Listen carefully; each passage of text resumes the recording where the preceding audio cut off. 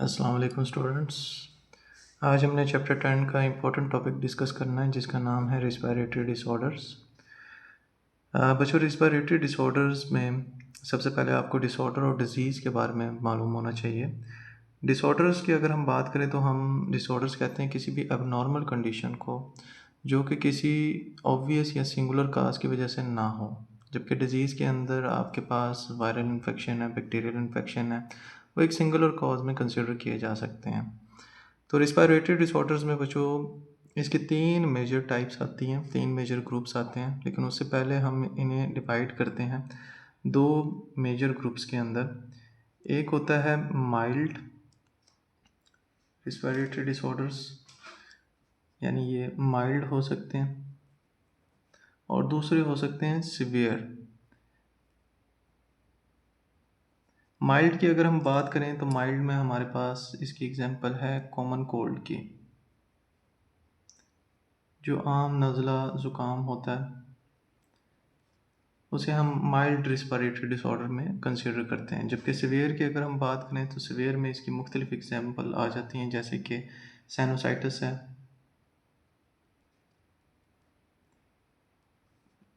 Otitis media है, इसके साथ साथ निमोनिया है,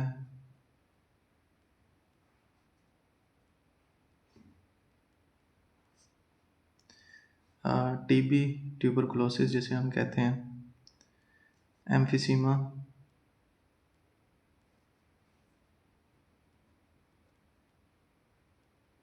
और COPD यानी क्रॉनिक ऑब्स्ट्रक्टिव पल्मोनरी डिजीज़। बच्चों, ये शॉर्ट क्वेश्चन आपसे पेपर में पूछा जा सकता है कि नेम सम रिस्पायरेटरी डिसऑर्डर्स। तो आपने बच्चों इसी तरह से ही लिख के आना है कि रिस्पायरेटरी डिसऑर्डर्स में 2 टाइप्स के डिसऑर्डर्स हो सकते हैं, माइल्ड जिसमें कॉमन कोल्ड हो सकता है, और सिवियर रिस्पायरेटरी डिसऑर्डर जिसमें साइनोसाइटिस, ओटाइटिस मीडिया है, निमोनिया है, ट्यूबरकुलोसिस है, एम्फिसीमा और क्रॉनिक ऑब्स्ट्रक्टिव पल्मोनरी डिजीज़ है। अब हम बात करते हैं इसके मेजर ग्रुप्स की। रिस्पायरेटरी डिसऑर्डर्स के 3 मेजर ग्रुप्स हैं। बच्चों, इन तीनों मेजर ग्रुप्स के अंदर कौन कौन सी डिजीज़ आती हैं ये आपने अच्छी तरह से याद करनी है MCQs के लिए। MCQs में ये पूछे जा सकते हैं। तो पहले नंबर पे हमारे पास आते हैं अपर रिस्पायरेटरी ट्रैक्ट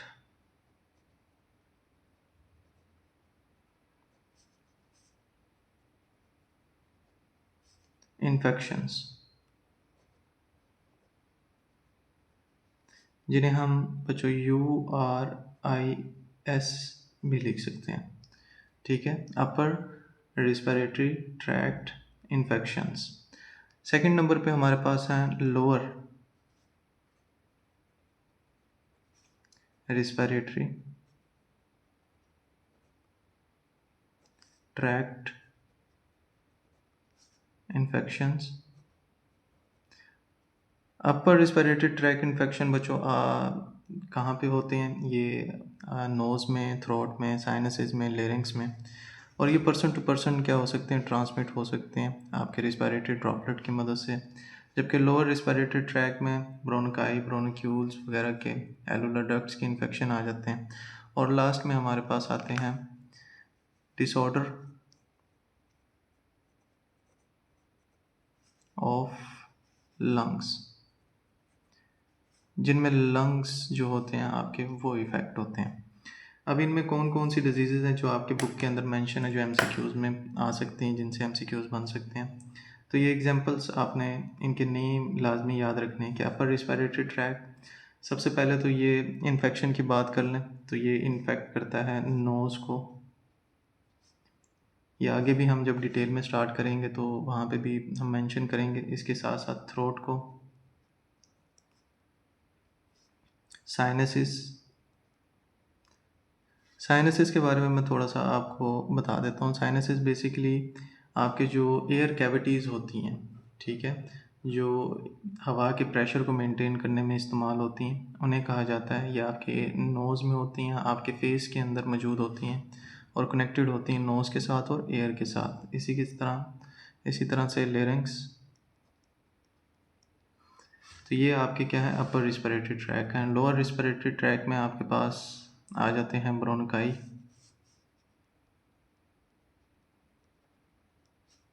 विंड पाइप, ब्रोनक्यूल्स, ठीक है। और लंग्स के डिसऑर्डर, जैसे इसके नाम से आपको पता चल रहा है, इसमें क्या आ जाते हैं, लंग्स आ जाते हैं। अपर रिस्पिरेटरी ट्रैक की कौन सी एग्जांपल्स, कौन सी जो डिजीज़ हैं वो मेंशन है आपकी बुक में। उनमें पहले नंबर पे है ओटाइटिस मीडिया। ओटाइटिस मीडिया की अगर हम बात करें तो बेसिकली ये स्वेलिंग होती है या इन्फ्लेमेशन आप इसे कह सकते हैं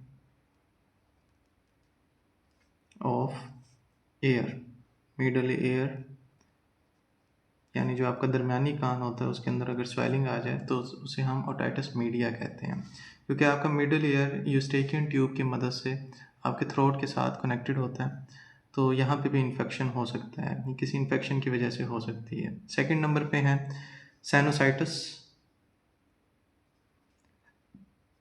साइनोसाइटिस जो कि बेसिकली क्या होती है, इन्फ्लेमेशन होती है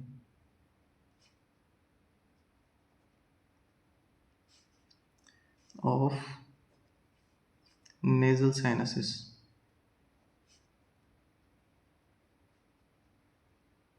या आप इसे लिख सकते हैं लिनिंग ऑफ साइनसिस, यानी जो दीवारें होती हैं नेज़ल कैविटी की और यहाँ पे जो साइनसेस मौजूद होती हैं, अगर उनमें कोई स्वेलिंग हो जाए, इन्फेक्शन हो जाए, तो उसे हम साइनोसाइटिस कहते हैं। लोअर रिस्पिरेटरी ट्रैक की अगर हम बात करें तो बच्चों इसमें आता है लोअर रिस्पिरेटरी ट्रैक में निमोनिया,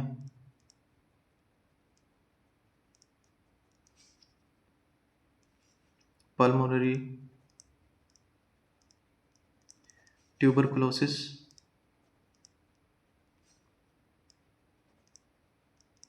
जिसे हम टीबी भी लिख सकते हैं। पल्मोनरी का वर्ड जहाँ पे भी आ जाए आप समझ जाइएगा हम किसकी बात कर रहे हैं, लंग्स की बात कर रहे हैं या रिस्पिरेटरी सिस्टम की बात कर रहे हैं। उसके बाद लंग एब्सेसिस। यहाँ पे लोअर रिस्पिरेटरी ट्रैक के अंदर लंग्स भी लिख लें बच्चों, इसमें लंग्स भी आ जाते हैं, ठीक है। और लास्ट में क्या आता है, ब्रोनकाइटिस।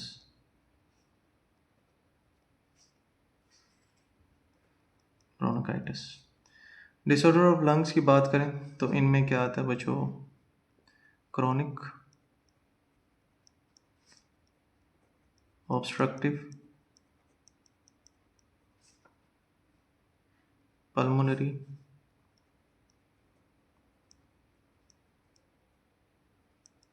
डिजीज, जिसे हम COPD भी लिखते हैं, इसकी एब्रीविएशन है। इसके साथ साथ क्रॉनिक ब्रोनकाइटिस,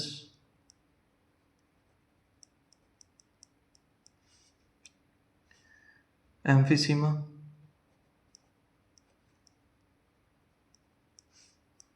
और लंग कैंसर।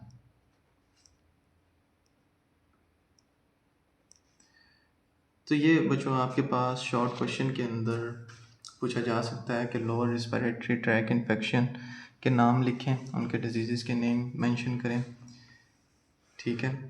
तो इसे आपने अच्छी तरह से कर लेना है। ये MCQs के लिए, इसके अलावा शॉर्ट क्वेश्चंस के लिए इम्पोर्टेंट ये थोड़ा सा इंट्रोडक्शन है, इसे आपने लाजमी करना है। इसके बाद हम स्टार्ट करते हैं अपने पहले मेथड से, जो कि है अपर respiratory track infection.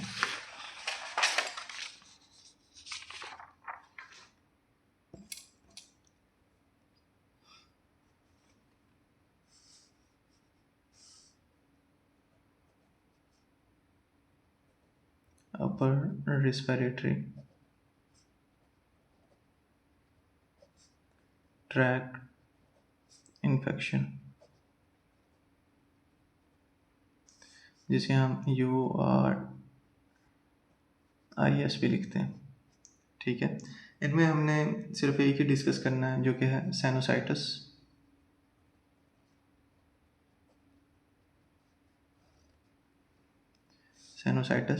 Sinusitis basically बच्चों क्या होता है, ये इन्फ्लेमेशन होती है नेजल साइनसिस की, इन्फ्लेमेशन ऑफ नेजल साइनसिस, या लिनिंग ऑफ साइनसिस भी आप इसे लिख सकते हैं।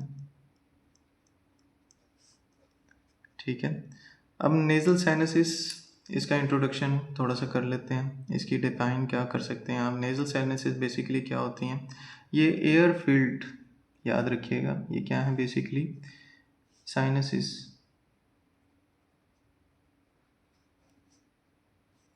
दीज आर एयर फील्ड, ये 4 पेयर में होती हैं, 4 पेयर होते हैं, 4 पेयर एयर फील्ड स्पेस होती हैं, जिन्होंने क्या किया होता है, सराउंड किया होता है किसको, नेजल कैविटी को, सराउंड नेजल कैविटी।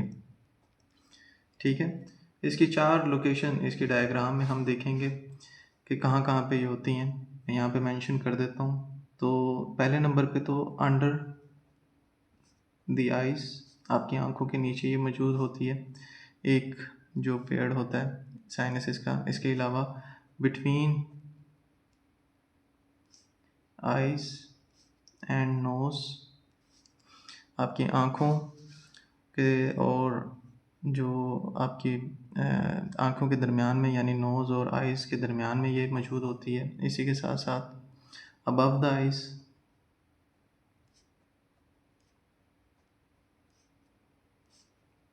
और 4th नंबर पे बिहाइंड द आइज़।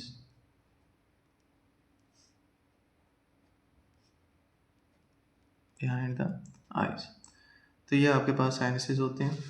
साइनोसाइटिस, इसकी 2 मेजर टाइप्स होती हैं। साइनोसाइटिस की टाइप्स की अगर हम बात करें, टाइप्स, तो 2 मेजर टाइप्स यहाँ पे हम देखते हैं साइनोसाइटिस की। एक होती है एक्यूट और दूसरी होती है क्रॉनिक। बच्चों, एक्यूट और क्रॉनिक का बेसिक डिफरेंस क्या होता है। एक्यूट हम कहते हैं किसी भी शॉर्ट टर्म चीज़ को, ठीक है, एक्यूट का वर्ड इस्तेमाल किया जाता है शॉर्ट टर्म प्रोसेस के लिए, जबकि क्रॉनिक लॉन्ग टर्म के लिए होती है। तो अगर किसी पर्सन को साइनोसाइटिस जो है, उसके सिम्टम्स 7 से 10 दिन तक, 10 डेज तक रहें, सिम्टम्स रहें, और उसके बाद वो क्योर हो जाए, ठीक हो जाए, तो उसे हम नाम देते हैं एक्यूट साइनोसाइटिस का। लेकिन अगर यही सिम्टम्स जो हैं वो 12 वीक्स तक रह जाएं, तो उसे हम नाम देते हैं फिर क्रॉनिक साइनोसाइटिस का। अब यहाँ पे 3 इम्पोर्टेंट पॉइंट्स हमने बनाने हैं, जो कि शॉर्ट क्वेश्चन के लिहाज से भी इम्पोर्टेंट है, और तमाम आगे जितने भी हमने डिसऑर्डर और डिजीज़ पढ़नी है उनमें ये 3 इम्पोर्टेंट जो हेडिंग्स हैं, पॉइंट्स हैं, वो आप लाजमी याद कीजिएगा। पेपर में इन्हीं से सवाल शॉर्ट क्वेश्चन पूछा जाता है। तो पहले नंबर पे आते हैं इसके काजेस, कि साइनोसाइटिस के काज क्या होते हैं बच्चों। काजेस की अगर हम बात करें, तो काजेस के अंदर इसके 3 मेजर काज हम डिस्कस करते हैं। इसमें वायरल इन्फेक्शन भी हो सकता है, वायरल इन्फेक्शन। इसके साथ साथ बैक्टीरियल इन्फेक्शन भी हो सकता है,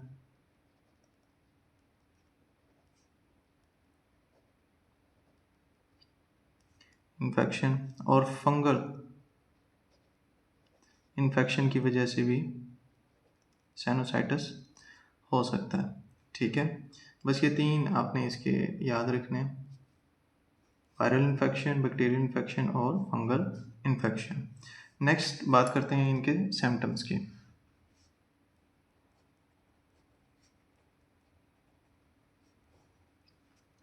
सिम्टम्स में बच्चों फीवर है,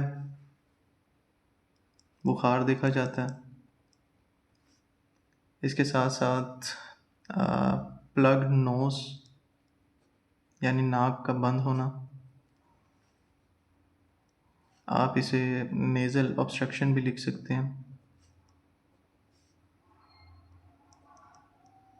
नेज़ल ऑब्स्ट्रक्शन। इसके अलावा रेस्पी वॉइस, आवाज़ में खरखराहट का होना, भारी होना। इसके अलावा पस like nasal discharge,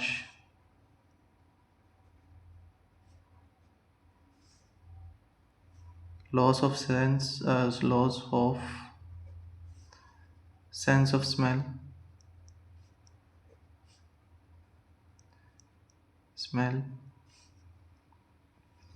facial pen होना क्योंकि साइनसेस ब्लॉक होते हैं, और ऐसी फीलिंग आना जैसे बलगम जो होता है वो गिर रहा है आपके बैक ऑफ द नोज़ जो होती है, यानी थ्रोट में बलगम गिरने की फीलिंग आती है। बलगम is falling from back of nose into throat. और आखिर में हेडिक हो सकता है समटाइम्स, कि जब भी आप खड़े होते हैं या झुकने वाला कोई भी काम करते हैं इस बीमारी में, तो आपको सिर में एक अचानक सा शदीद दर्द होता है। तो ये सारे इसके सिम्टम्स हैं। ठीक है, 2 नंबर का ये शॉर्ट क्वेश्चन पूछा जा सकता है कि what is sinuses, what is sinusitis, give its causes and symptoms।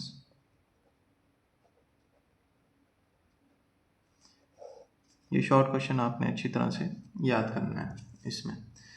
इसके बाद इसका ट्रीटमेंट क्या होता है, व्हाट इज ट्रीटमेंट।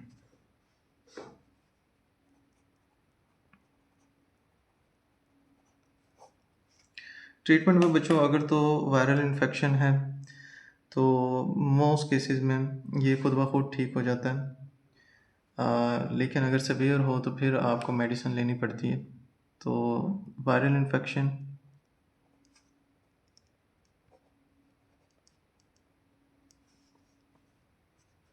ये विदाउट एंटीबायोटिक्स के क्योर हो जाता है, लेकिन अगर बैक्टीरियल इन्फेक्शन है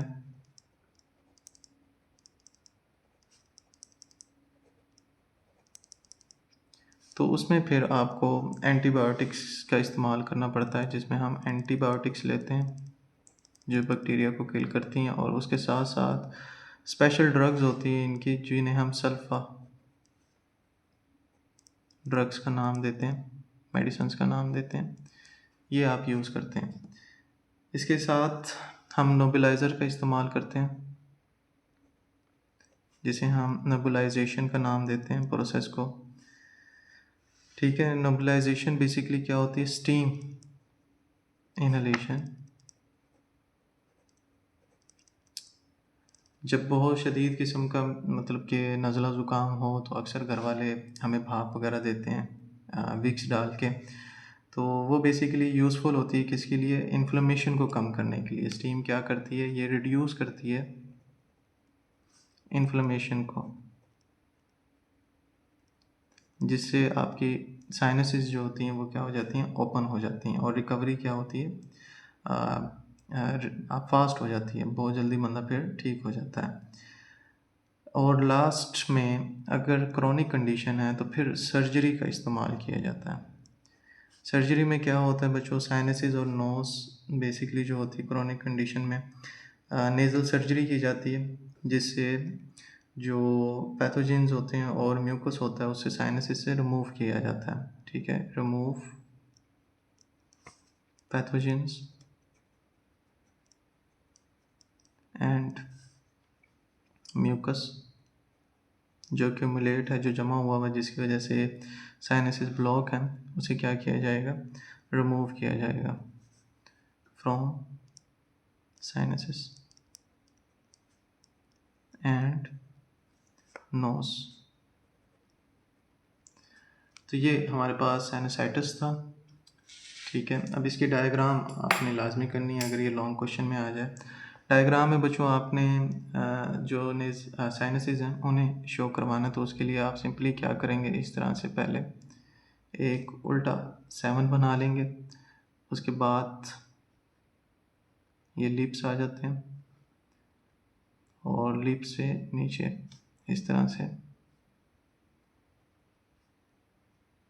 आपने चिन ड्रॉ करनी है। यहाँ पे बेसिकली आपने क्या करना है, इसे ऊपर की तरफ ले जाना और एक फेस लाइक स्ट्रक्चर बना लेना है। अब ये वाला जो रीजन है इसमें आप आई की फॉर्मेशन करेंगे, एक आँख बनानी है इस तरह से। इतनी डायग्राम इनफ होती है। अब यहाँ पे आपने बेसिकली शो करवाने हैं साइनसिस। साइनसिस में सबसे पहले देखें कहाँ मौजूद है, अंडर द आई मौजूद होता है, तो इस तरह से नीचे की तरफ आप इसे बना लेंगे अंडर द आई, एक ये साइनसिस आ जाता है। बिटवीन आई एंड नोस इस रीजन में आ जाता है। अबव द आइज, आइज के ऊपर इस तरह से आ जाता है साइनसिस, और बिहाइंड द आई ये। तो ये आपने प्रोमिनेंट शो करवाना है यहाँ पे, अबव द आई,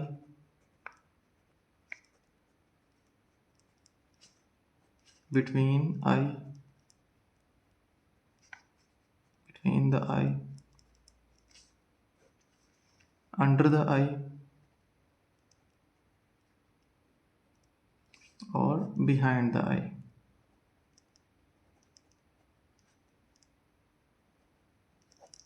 तो ये हमारे पास साइनसाइटिस था। उम्मीद करता हूँ आपको इसकी समझ आई होगी। लेक्चर नोट कर लीजिएगा अच्छी तरह से। नेक्स्ट हम स्टार्ट करते हैं।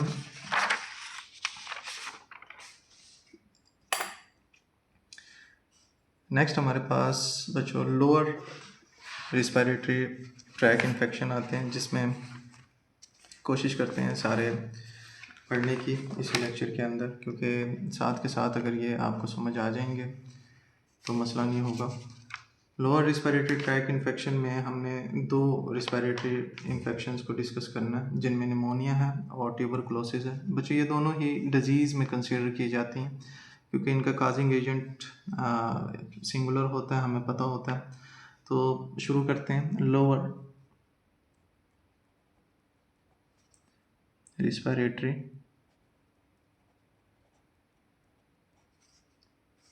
ट्रैक्ट इन्फेक्शन, इनमें बच्चों 2 हमने डिस्कस करनी है। एक है निमोनिया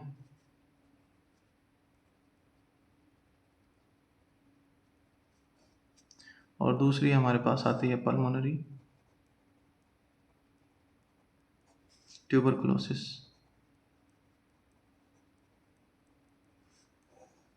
जिसे पल्मोनरी टीबी भी लिखा जाता है। निमोनिया की अगर हम बात करें बच्चों, तो बेसिकली ये एक्यूट इन्फेक्शन होता है, एक्यूट रिस्पिरेटरी इन्फेक्शन।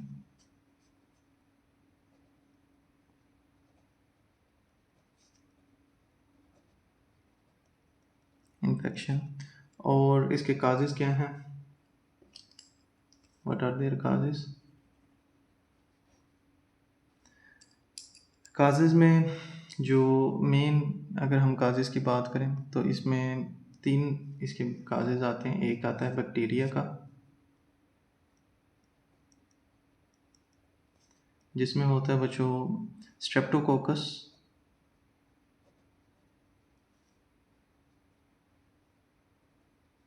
निमोनाई, इसी से ही इस बीमारी का नाम भी डला है, क्योंकि पहले ये डिस्कवर हुआ था। और याद रखिएगा, इस नेम को आपने अंडरलाइन लाजमी करना है, क्योंकि ये साइंटिफिक नेम है। सेकंड पे है वायरस की वजह से। वायरस की वजह से अगर हम देखें तो इसमें ये सेकेंडरी काज में कंसीडर किया जाता है। प्राइमरी काज जो है वो बैक्टीरिया है, याद रखना है, स्ट्रेप्टोकोकस निमोनाई, क्योंकि इसी बैक्टीरिया के नेम से ही इस बीमारी का नाम डला हुआ है। तो वायरस की अगर हम बात करें तो इसमें ह्यूमन जो सेकेंडरी काज का बाइस बनता है या सेकेंडरी काज करता है निमोनिया, जिसमें ह्यूमन राइनो वायरस आता है, RHINO, राइनो वायरस। ये भी निमोनिया काज कर सकता है। और फंजाई में कॉमनली तौर पे हिस्टोप्लाज्मस की स्पीशीज़,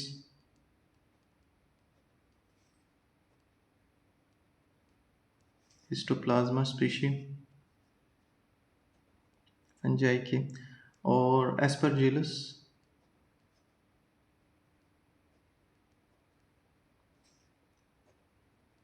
फ्यूमिगेट्स,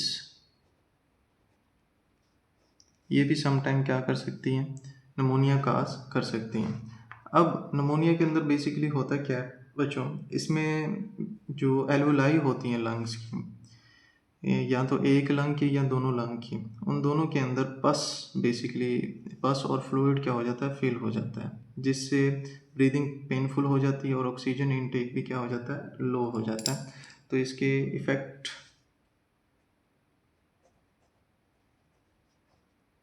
नमोनिया के इफ़ेक्ट कौन से होते हैं, तो नमोनिया के अंदर ये माइल्ड भी हो सकती है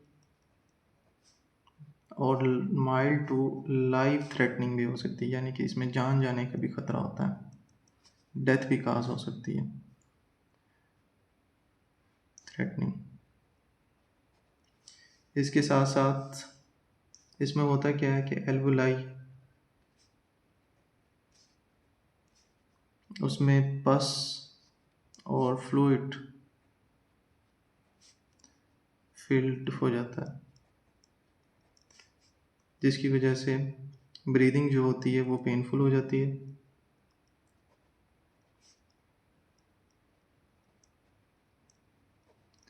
ब्रीदिंग पेनफुल है और लिमिट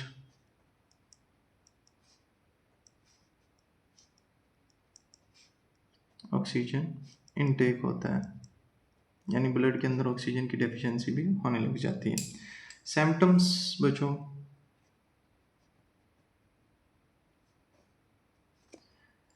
सिम्टम्स में अगर हम देखें तो हमारे पास इसमें क्या आता है, सबसे पहले नंबर पे तो जो इसका मेन प्रोमिनेंट सिम्टम है वो है कफ, खांसी का होना, जिसमें बलगम यानी बलगमी खांसी का होना, कफ विद बेलगम।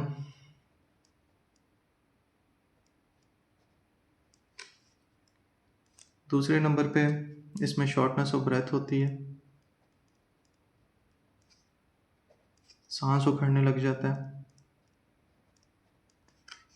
क्योंकि अंदर फ्लूइड और जो म्यूकस होता है वो भरा हुआ होता है, पस भरी हुई होती है। चेस्ट पेन, छाती में दर्द का होना, बुखार की कंडीशन भी हो सकती है क्योंकि वायरल या बैक्टीरियल इन्फेक्शन हो रहा है। हार्ट रेट बढ़ सकता है,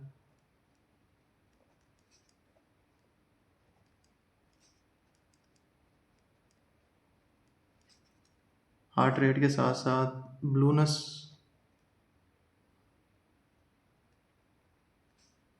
ऑफ स्किन भी हो सकती है। याद रखिएगा, ब्लूनेस ऑफ स्किन इसकी मेन रीज़न होती है ऑक्सीजन की बॉडी में डेफिशिएंसी का होना। लॉस ऑफ एपेटाइट, भूख का ना लगना,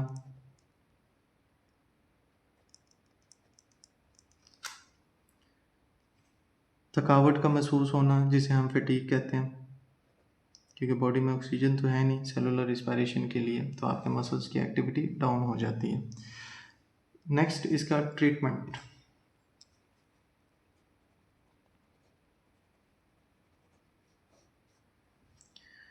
ट्रीटमेंट में बच्चों एंटीबायोटिक्स हैं, हम स्पेसिफिक एंटीबायोटिक इस्तेमाल करते हैं क्योंकि स्ट्रेप्टोकोकस निमोनाई बैक्टीरिया की वजह से ये हो रही होती है, तो एंटीबायोटिक्स इसमें यूज़ की जाती हैं जो बैक्टीरिया को किल करती हैं। इसी तरह से एनाल्जेसिक का इस्तेमाल किया जाता है। एनाल्जेसिक ड्रग्स क्या होती हैं? ये बेसिकली फीवर को और पेन को इन्होंने क्या करना होता है, रिड्यूस करना होता है। और लास्ट में वैक्सीनेशन इसमें की जाती है ताकि जो बच्चे हैं उनके अंदर इम्यून सिस्टम डेवलप हो सके, इम्यूनिटी डेवलप हो सके, इसके काजिंग एजेंट यानी बैक्टीरिया के लिए और वायरसेस के लिए। तो ये हमारे पास क्या आता है, निमोनिया आता है। इसकी डायग्राम आपने लाजमी बनानी है। डायग्राम के अंदर हम शो करवाएंगे कि पहले नंबर पे हमारे पास क्या मौजूद है। एक नॉर्मल एल्वुलाई मौजूद है। इस तरह से आपने एक नॉर्मल एल्वुलाई को बना लेना है, ठीक है। और यहाँ से आप इसे क्या कर लेंगे, नीचे की तरफ ले आएंगे।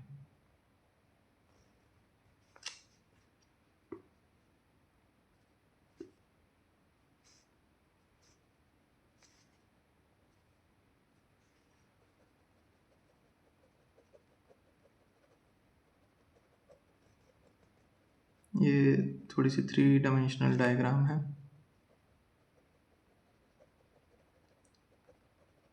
ये एलुलाई का हमने क्रॉस सेक्शन देखा, जबकि नमोनिया के अंदर क्या होता है, नमोनिया में जो ये नॉर्मल एलुलाई आपको नज़र आ रही है,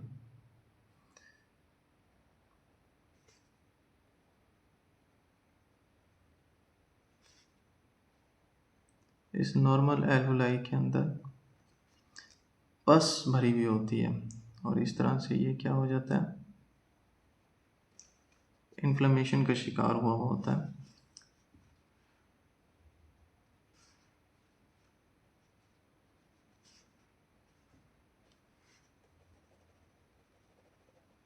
मैं ब्लू और ब्लैक का यूज़ कर रहा हूँ अपनी तमाम डायग्राम्स के अंदर ताकि आप लोगों को पेपर में बनाने में आसानी हो। अक्सर स्टूडेंट पूछते हैं कि सर वाइट बोर्ड पे कलर मार्कर का यूज़ होता है तो हम पेपर में कैसे बनाएंगे। तो पेपर के अंदर क्योंकि कलर बॉल पेन मार्कर वगैरह आप यूज़ नहीं कर सकते, तो ब्लू और ब्लैक पेन या बॉल पेन का आप इस्तेमाल कर सकते हैं। तो इस तरह से आपने क्या करना है, इसके अंदर अब शो करवाना है। मैं ब्लू से शो करवा रहा हूँ कि यहाँ पे ये सारा का सारा अंदर जो ये भरा हुआ है, ये पस और फ्लूइड एक्यूमुलेट हुआ हुआ होता है इस तरह से।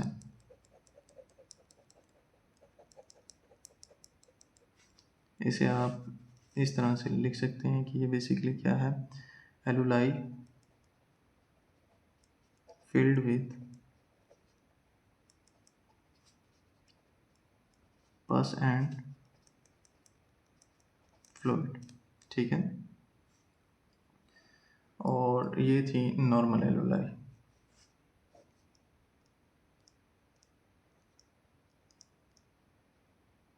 नॉर्मल एलुलाई, तो ये था हमारा निमोनिया का टॉपिक। इसमें एक इम्पोर्टेंट एमसीक्यूज पूछा जाता है कि डेथ रेट या फेटेलिटी जो है नमोनिया की वजह से कितनी डेथ काज होती हैं, कितनी फेटेलिटीज़ आती हैं। फेटेलिटीज़ यानी डेथ रेट नमोनिया की डिज़ीज़ की वजह से। उसमें याद रखिएगा ये इन्फेक्शन बेसिकली जो चिल्ड्रन की डेथ होती है, death in children,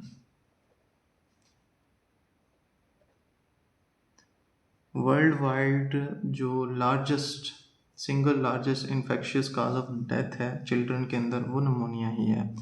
pneumonia basically 8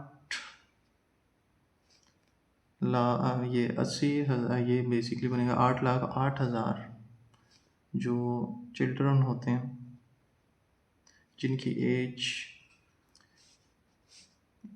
as कितनी है, 5 है। 2017 में उनकी डेथ का ये रीज़न बनी थी जिसमें आप कह सकते हैं कि 15% जो डेथ होती है अंडर 5 years ऑफ चिल्ड्रन